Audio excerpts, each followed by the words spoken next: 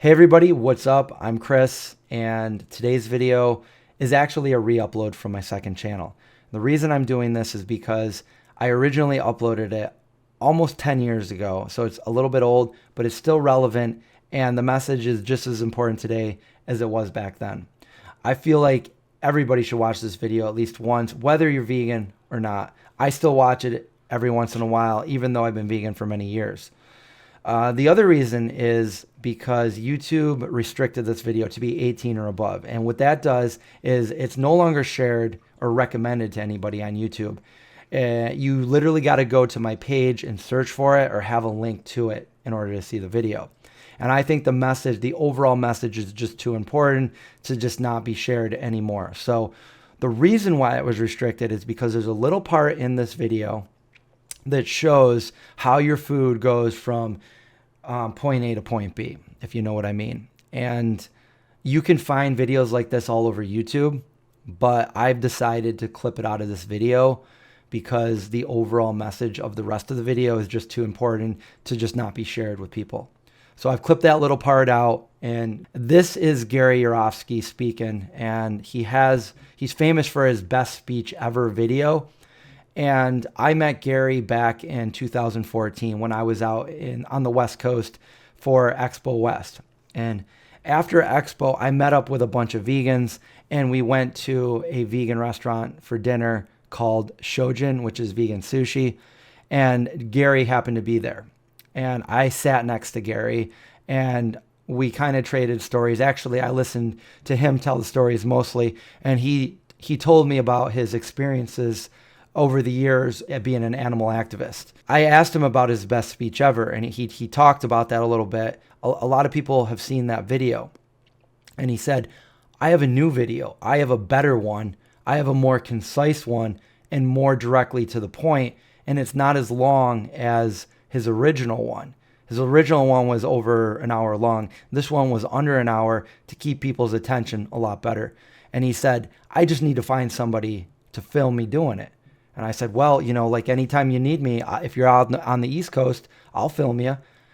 He said, I'll hit you up and you can come down there and videotape me, but I won't hold my breath. And I'm like, I'll do it, Gary. So March 14th, 2014, he called on me to be down there, which I went down there with John, and we met him at a city college in Harlem, New York. We set up our cameras. We filmed the speech. I think it was around 45 minutes long.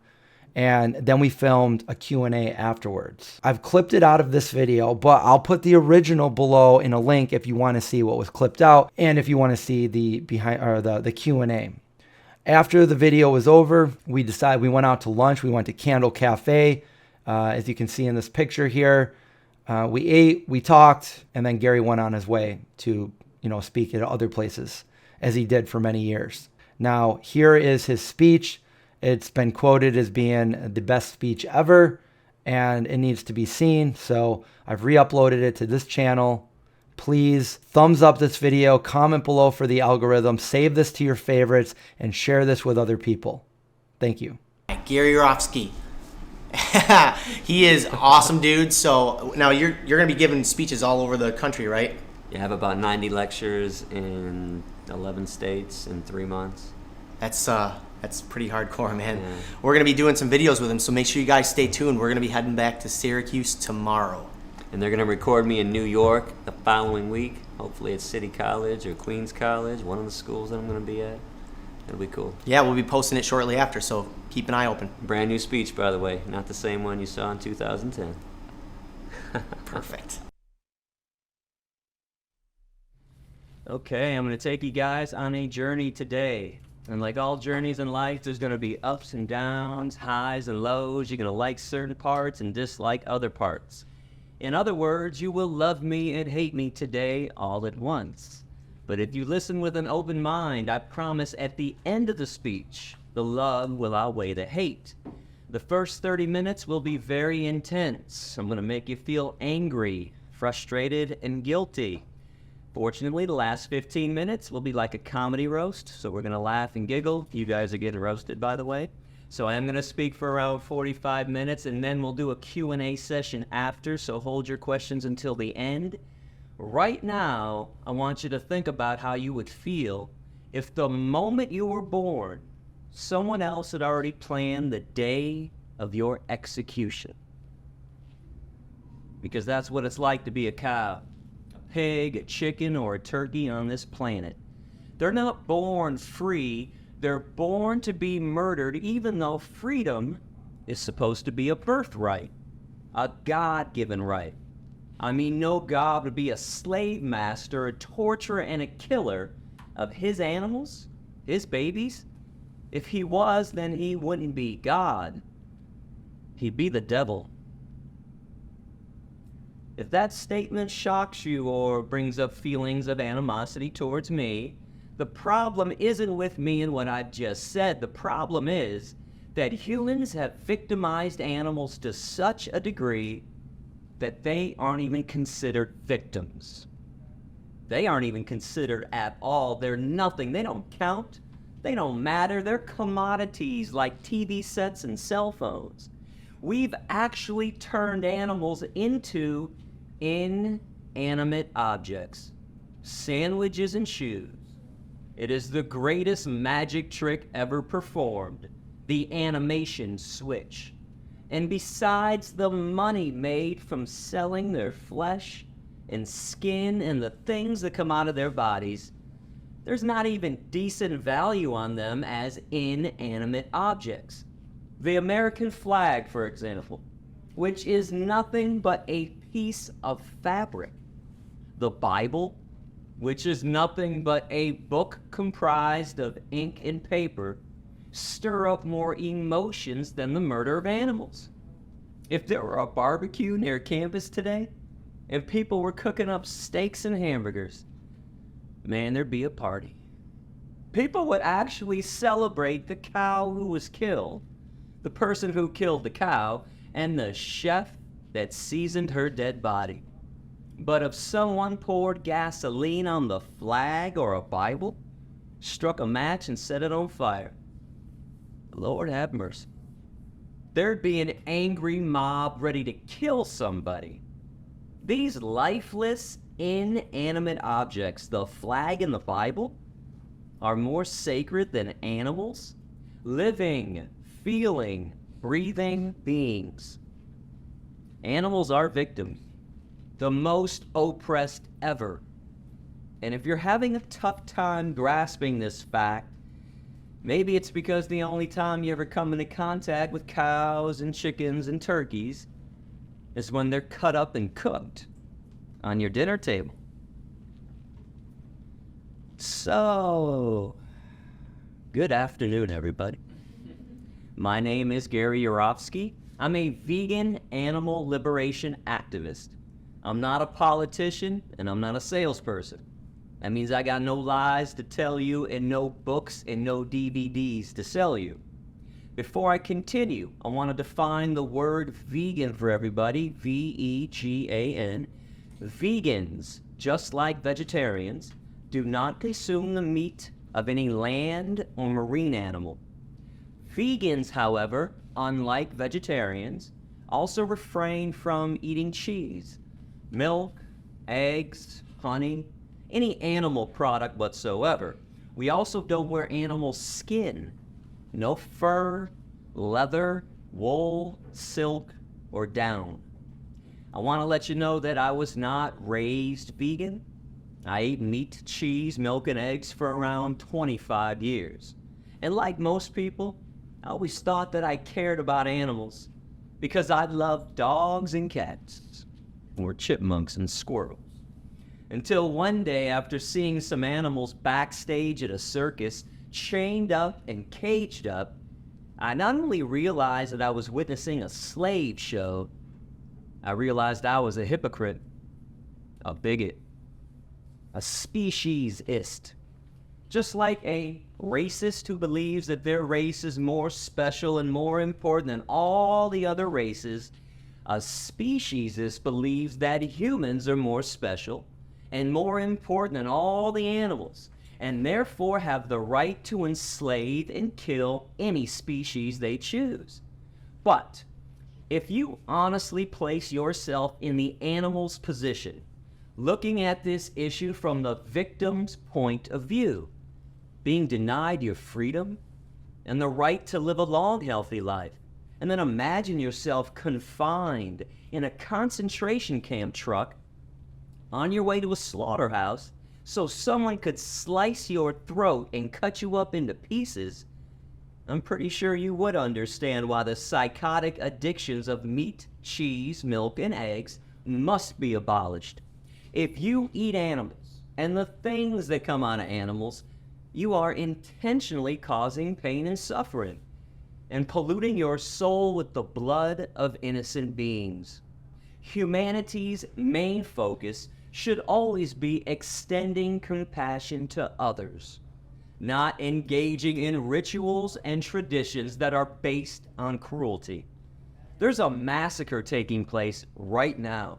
It's the world's largest and longest running massacre of all time because every second of every minute of every hour of every day, female animals are raped to impregnate them so we can steal their babies, separate families from each other so we can kill them and sell their flesh and skin. If that's not the definition of injustice, of an atrocity, then I'd like to know what is. You do realize that if you went to the nearest cow or chicken slaughterhouse and removed the animals and then replaced them with human beings, all of a sudden it's a tragedy. Auschwitz is resurrected. Slave ships sail again. And don't think I'm the first person to make these valid comparisons. Civil rights activist Dick Gregory once said, "When I look at animals held captive by circuses, I think of slavery. Animals and circuses represent domination and oppression. They wear the same chains and shackles." Isaac Bashevis Singer, who escaped Nazi-occupied Poland, once condemned our speciesistic world when he said, what do they know? All these scholars, all these philosophers, all the leaders of the world, they have convinced themselves that man, the worst transgressor of all the species, is the crown of creation.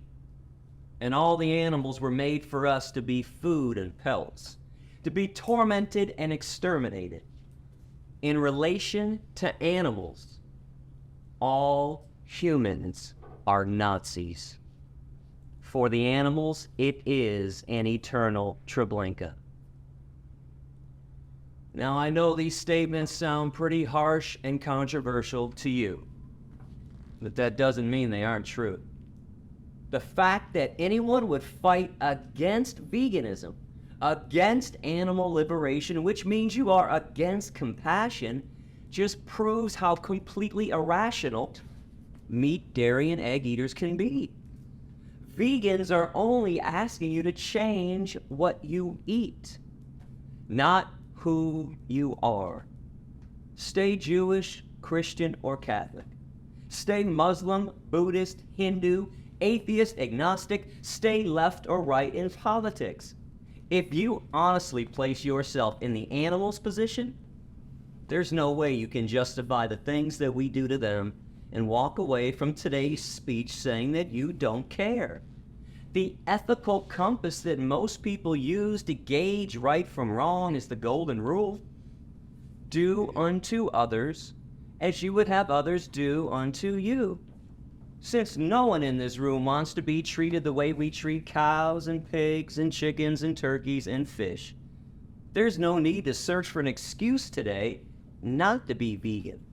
60 billion land animals, 90 billion marine animals are killed every year on this planet for a sandwich, for addictions of greed and gluttony. What kind of society justifies mass murder? Stop thinking that animals aren't victims because they aren't human. It's the mindset of the victimizer that's wrong, and this is what needs to be examined and corrected because it never changes no matter who the victim is. Have you noticed it always goes something like this? No, you don't count. No, you don't matter. No, I'm more important than you. No, I'd laugh at the suffering I inflict on you. I'll kill you and your family whenever I want, however I want. Prove to me why I should be kind to you. It is not your right to deny someone else their freedom and their rights, so you can harm them, enslave them, and kill them. That's not what rights are about. That's injustice. There is no counter-argument to veganism. Accept it. You can't be right all the time. Apologize for the way you've been living, make amends, and evolve. Move forward. Now, all throughout history, there's a pretty good reason why most people, most good people, have always been on the wrong side of what's right. And that's because the truth has never been accepted overnight. It always has to pass through 3 stages. First, it is mocked and ridiculed. Yeah, people always make fun of something they don't understand, especially when it involves being kind to someone else. Second stage, denial and violent opposition. People refuse to believe there's an atrocity taking place, and they fight tooth and nail to keep the status quo as is. Third stage, acceptance. There is no longer need to explain it because we all get it. Now, unfortunately, it usually takes hundreds, sometimes thousands of years for the truth to pass through these stages. I'm going to try and do it today in around 45 minutes. And in order for the truth to be accepted and understood, we do have to witness the atrocities. The 5.5-minute video we're about to watch, that footage was taken throughout America, Britain, and Israel. And if you feel the need to turn away or close your eyes during this video, you should probably ask yourself a question. If it's not good enough for my eyes, then why is it good enough for my stomach? And before I press play, I have to say something about all this humane meat, humane milk, humane eggs bullshit that's going on in our society right now. That stuff does not exist under any circumstances whatsoever, even when animals reside in cage-free, free-range, grass-fed, local, organic, antibiotic-free facilities. By definition alone, slavery and slaughter are radically cruel and can never be humane. So don't be so gullible with slick marketing ads that want to convince you that animals enjoy being on the menu. As if they're all saying, hey, stab me! Yeah, kill me! Sure, take everything from me, because that's why I'm here. Just for you. And if for some reason my aforesaid words in this video we're about to watch aren't proof enough of the terrorism claims that I am hurling at the meat, dairy, and egg industries, maybe the dismembered bodies of 150 billion animals annually could count as proof.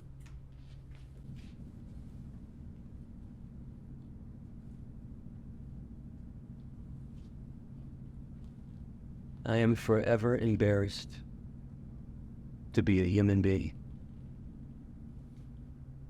To stand upright like that's something to be proud of. Did you ever wonder why McDonald's and Burger King and Wendy's never use those images in their TV ads? No severed heads, dismembered limbs, corpses, blood, guts. Always showing you a happy, singing, smiling cartoon caricature instead. Lying to you, brainwashing you, and programming you not to care about things you would normally care about, things that you used to care about when you were young, innocent, and uncorrupted by society's lies. So how come if the animals in that video were dogs and cats, people would be outraged? And if they were kids, the world would scream bloody murder. Instead, the victims are cows and chickens and fish, and all of a sudden it's okay. So I am a little confused here. Is the slaughterhouse the problem? Or is the problem just who's getting killed in the slaughterhouse? Because it's a house of slaughter. Why does it even exist? Especially when peace begins at the dinner table, with what you put into your body on a daily basis. Good people don't talk about kindness. They practice it. And they certainly don't pray about love on the weekends for an hour or two. They actually give it all the time. I know you have the capability of understanding right from wrong, because you all hate people who harm children. Why not hate people who harm animals? It's hypocritical. Why protect one victim and then violate and ignore the other victim when neither victim wants nor deserves the abuse? They just wish it would end. Stop praising the innocence in children and then ignoring and making fun of the exact same innocence in the animals. And everyone has to stop making these idiotic claims that humans are the only ones who are capable of being rational and aware, and that animals operate on instinct only. Can I explain something to everybody in a pretty simple way? Breathing is instinctive. Everything else is a thought attached to an action. It's not an accident that animals can build a home if given a chance, and return to that home. That they can care for their babies, that they could find shade on a sunny day, or seek warmth when it's cold, figure out when to sleep or stay awake, locate water to drink, fly in a V formation, hide when they don't want to be seen, defend their territories. All these actions prove beyond a reasonable doubt that animals have the capacity of being rational and aware. The human animal is the only animal that spends the majority of time not thinking. Eating at Steak and Shake in the Golden Corral and Applebee's and Long John Silver's is not rational thought. But this isn't a competition of intelligence or awareness. This is about justice. When we were kids, each and every single one of us, when our parents or our grandparents sat us down and read us a story, that story was about animals. And when that story was read to us, we smiled and giggled uncontrollably. We even mimicked the noises they made, their language. We wanted to play with them so badly, and have someone shove a knife in their throat and cut them up into pieces. What happened to you along the way? Who stole your compassion, your empathy, and your conscience? Because they stole mine too. Yeah, they got me good. But I got it all back. And that's the only reason I'm here today, to try to help you get yours back as well. All I'm asking you to do is something normal and natural. Eat what comes from the earth, what the ground pushes up, and what the trees drop down and give us. Every single vitamin, mineral, and nutrient that exists, protein, calcium, iron, potassium, all the B vitamins, they have an original source, and it ain't the animals. I know you're aware that people eat animals after the animals have already eaten things that come from the earth. People eat cows after the cows have eaten up all the grass, some of the soil, then we ship them off to a feedlot, and we feed them most of our corn, wheat, oats, and soy. Then we take even more of the corn, the wheat, the oats, and the soy. We shove it down the throats of pigs, chickens, and turkeys. Stop filtering your nutrients through someone else's body. It's irrational. Go to those sources directly. Fruits, vegetables, nuts, seeds, grains, legumes like lentils. These things cannot harm you, cannot cause a disease, and most importantly, they never intentionally harm anyone else in the process. But when we consume what walks and what flies and what swims, that is abnormal. Where does everybody think diseases come from? Broccoli? Asparagus? blueberries, strawberries, peaches, nectarines, grapes, bananas, avocados, onions, tomatoes, cucumbers. And I'm well aware that many other factors can lead to a disease. Stress is an absolute killer. So is lack of exercise and lack of sleep and excessive amounts of empty refined carbohydrates like white rice and white bread and sugar. But animal products, because of animal protein, remain the main cause of every major disease. Check out the All About Veganism section on my adapt.org website. I now have links to more than 50 medical studies proving that veganism by far is the healthiest way to live. And let me destroy these lies about B12 and the hereditary factor for disease. Now first, B12 comes from bacteria that live in our mouth and intestines. That bacteria also exists in the mouth and the intestines of all the animals and in the soil. So, you can let your body produce B12 naturally, which is what we and the animals always do. Or you can eat some unwashed organic vegetables once in a while with some dirt still on them, like carrots and celery, and get all the B12 you will ever need. If you check out the vitamin section on my website, I have links to 3 essays written by doctors, including John McDougall, one of the world's top medical professionals, who states that vegans have a less than 1 in a million chance of ever developing a disease from a B12 deficiency. You can also see my blood work in that section, because I got tired of people saying stuff to me over the years like, hey, Yourofsky, bet you got no B12 levels. You've been vegan way too long. I bet your B12 levels suck. So in October 2012, I went and got everything tested. Your B12 level's supposed to be between 271 and 870. I checked in at 543. At that time, 16 years vegan. Now 17 years vegan. Still haven't taken one single pill. Because I don't believe you can find health in a pill.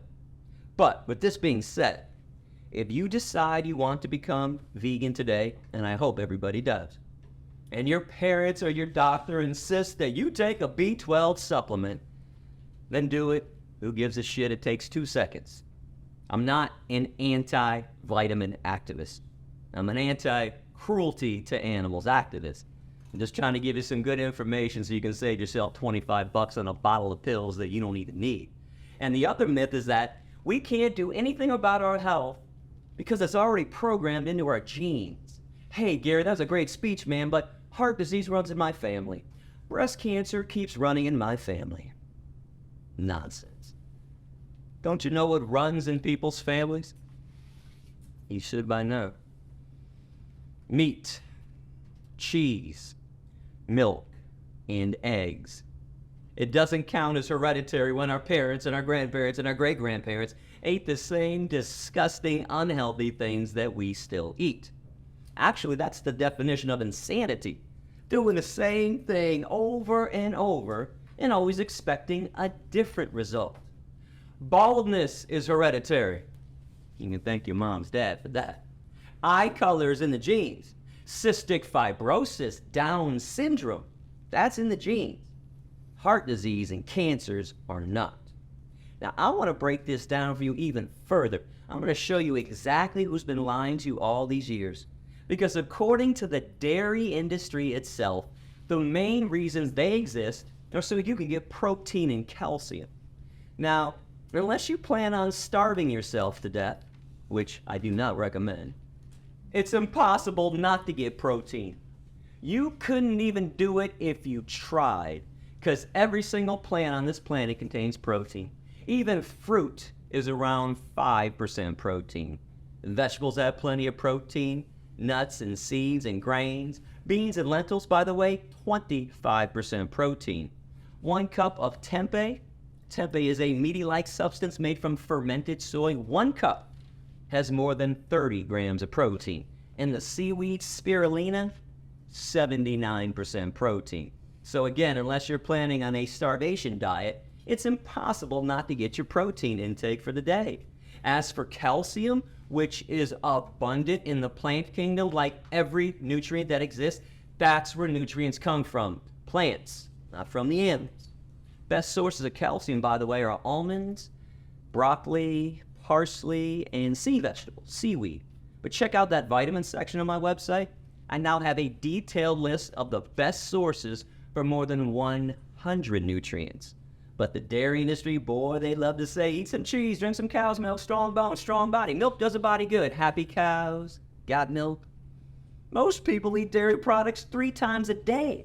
I mean, you can't even get a sandwich anymore without cheese. People put cheese and meat on salads too. And by the way, if you're eating a salad with meat and cheese on it, it's not a salad. Stop that shit. It's a sandwich without the bread, all chopped up in little pieces put inside of a bowl. Spare me the chicken salad, tuna salad crap. A salad is comprised of vegetables and plant products only. And if you're lucky enough to find this vegetable-only salad somewhere, what's the first thing people have to say to the waiter like an addict? Yeah, hey, can I get some ranch or some Thousand Island? Can you please pour some dairy all over these vegetables for me? So, in our society, where everybody is hooked on dairy, I mean hooked like it's been laced with cocaine and Percocet, most people can't even fathom one meal, let alone one day or a lifetime without cheese. In fact, if you want to know why vegetarians never become vegans, cheese on a baked potato, cheese on a broccoli, cheese on everything inside. Even lactose intolerant people eat cheese. So, we have all these animal products coming into our diets for breakfast, lunch, and dinner every single day without exception. Snacks too. Did you ever wonder why nearly every other commercial on TV has something to do with pills and illnesses? And why our parents and grandparents have to take multivitamins every day?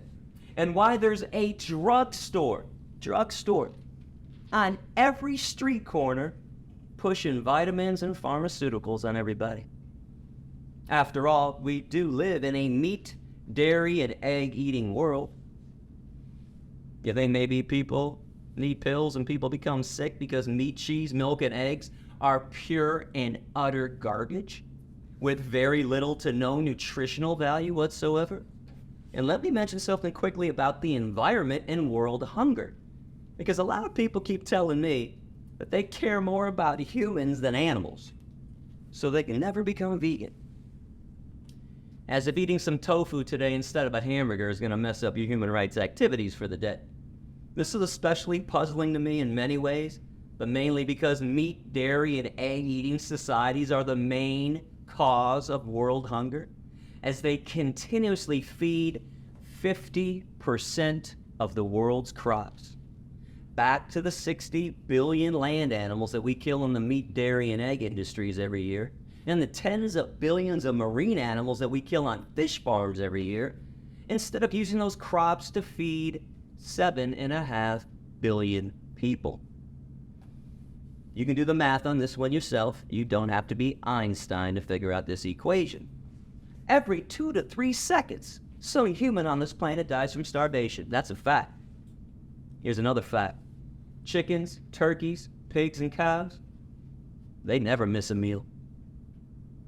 Meat, dairy, and egg eating is the worst form of human and animal abuse.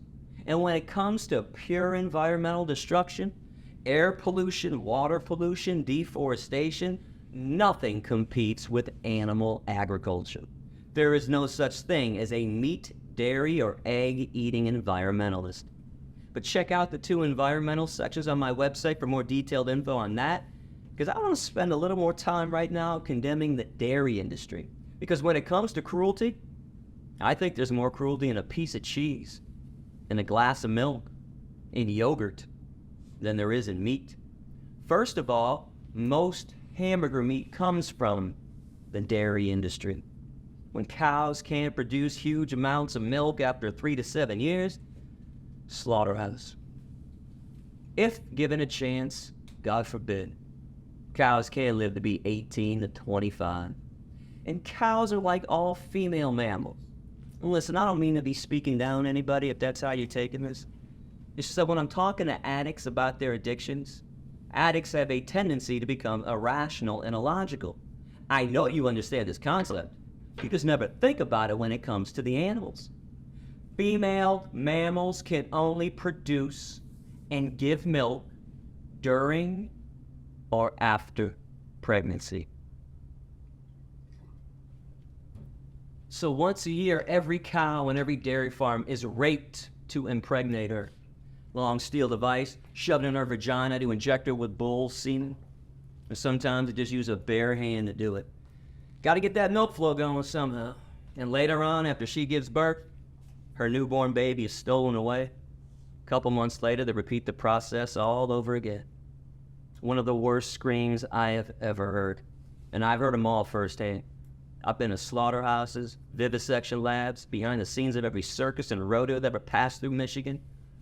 One of the worst screams I've ever heard, stealing newborn babies from their mothers. And why would they steal newborn babies from their moms? Well, the dairy industry can't have calves sucking up all that yolk that was meant for them, and they'd rather sell it to you instead. Every time you have dairy, some calf does not. And mother cows make milk for one reason, for their babies. Case closed forever. No debate, no discussion, the jury is in.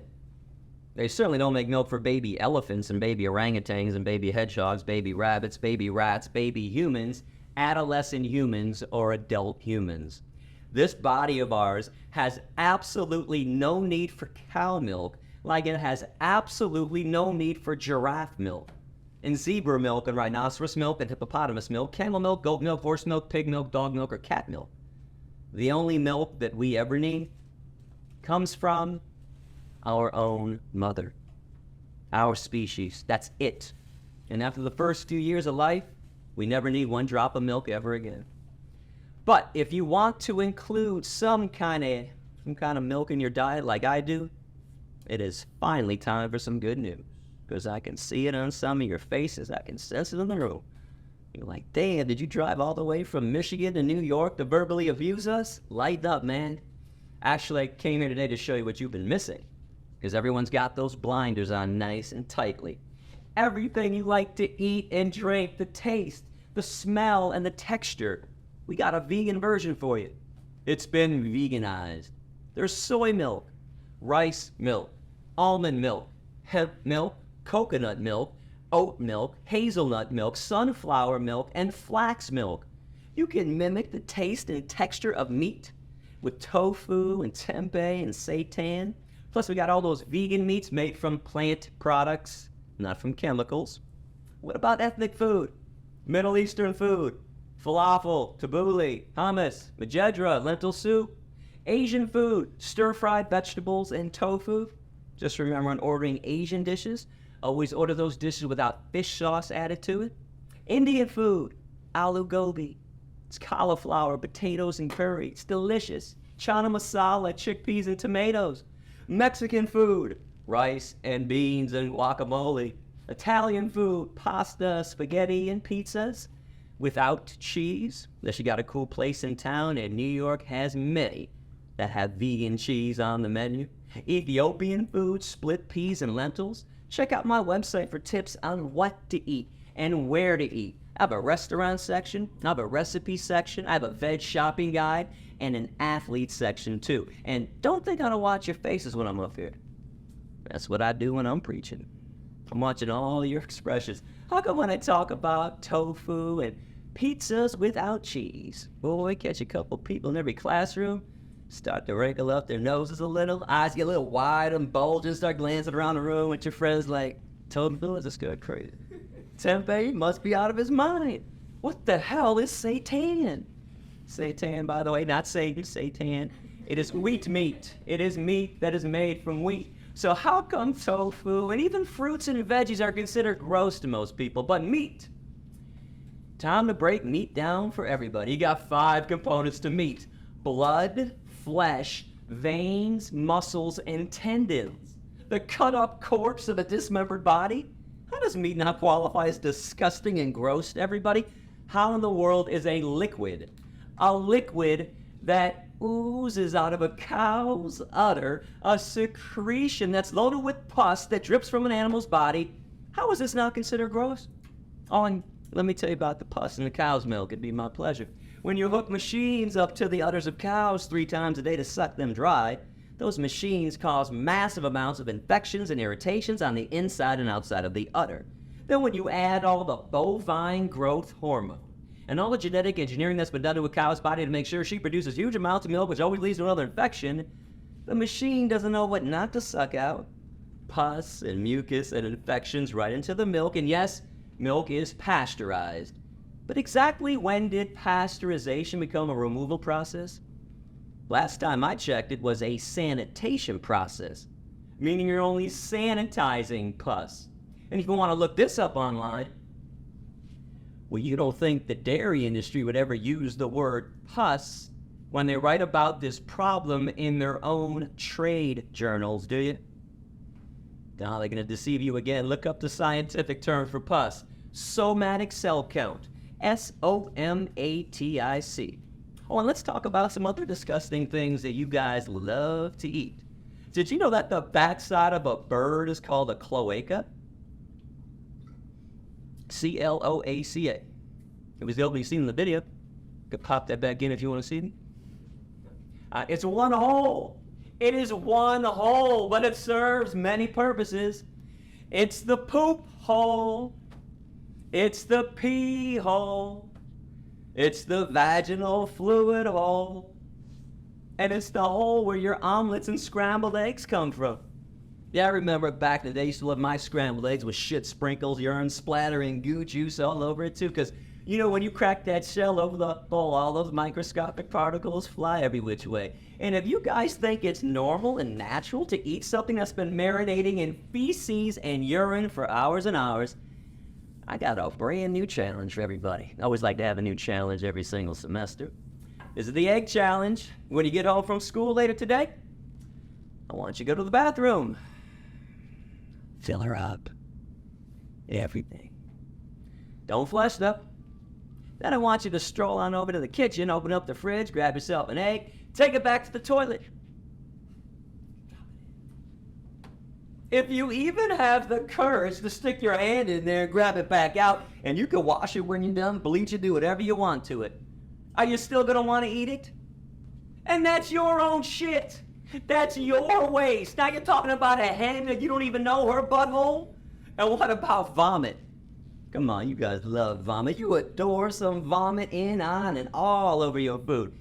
Better give this one a pretty name. No one's going to want to buy and eat vomit unless we call it honey instead. Honey comes directly from a bee's stomach. It's regurgitated right through a bee's mouth. You can look that up with any wildlife biologist, but nobody wants to eat bee vomit nut Cheerios. We want honey nut Cheerios, so we lie to ourselves and play euphemism games. The standard diet of a meat, dairy, and egg eater is blood, flesh, veins, muscles, tendons, cow secretions, things that come out of a hen's ass, and bee vomit. And we're not done yet. I'm not going to let you off the hook that easily while I got you here today, because we top it all off, in my opinion, because every single year when people start cooking turkeys for the holidays, boy, people take a dead turkey, carve out a really big hole in that dead turkey's ass, take some stuffing, and shove it inside their dead empty ass, and use their little dead ass as an oven to bake some bread. Somebody else's dead empty bacteria-laden ass to make bread. Ass bread. And people think vegans are weird because we eat tofu. I tell people one of my favorite meals nowadays, yams and barley. Hook me up with some yams and barley for breakfast, lunch, or dinner, and I'm a happy guy. I know how most people are, though. I tell them this, and they're like, what? You just eat vegetables and grains for dinner? Yeah, I don't know, man. That's kind of weird. Okay. Well, somebody else's rib cage sitting on your plate, that's not weird. Severed legs, sliced up thighs, and mutilated breast on your plate isn't weird and doesn't make you think twice? Is bestiality weird anyway? Doing sexual things with animals? Because I used to think everybody thought so, but not even close, my meat, cheese, milk, egg-loving friends. Because you engage in carnivorous bestiality on a daily basis. Sometimes multiple times a day. You eat things that come out of a hen's ass and shove things into a turkey's ass. You eat breast, legs, and thighs, and then you pay somebody else to sexually molest a cow and squeeze her nipples for you so you can steal her milk? Man, you guys are obsessed with bird asses and cow tits. Enough already. Seriously? Is it possible to step into the 21st century and stop mimicking the behavior of cavemen and cave women? You got a choice today. When you leave this room, you can choose to become radically kind, to never intentionally harm another animal for breakfast, lunch, or dinner ever again. These animals have never violated you or taken advantage of you in any way. The least you can do is return the favor. Or stay radically cruel. Keep the status quo as is. Make sure animals have their babies stolen from them. Make sure their horns are cut off, beaks sliced off, testicles ripped out. Make sure they're raped. Make sure they never experience one drop of human kindness. And make sure there's a knife in their throat every second of every minute, of every hour, of every day, for eternity. I hope you make the right choice. Isn't it rough enough being an animal on this planet with us around? As we claim everything for us. The land is ours. We pollute the air, the water, destroy the forest and the mountains. Do we have to maximize the cruelty that they already endure by eating them on top of it all? You want to talk about pouring salt into somebody else's wounds? 98%. And I want to leave you with this stat. 98% of animals who are abused and killed on this planet are abused and killed by the meat, dairy, and egg industries. The least we can do is minimize the cruelty by living a vegan lifestyle. I want to thank you guys for listening. I do appreciate the open minds that's out there today. Let's do some Q&A right now. I think we still have about 15 minutes for a Q&A session.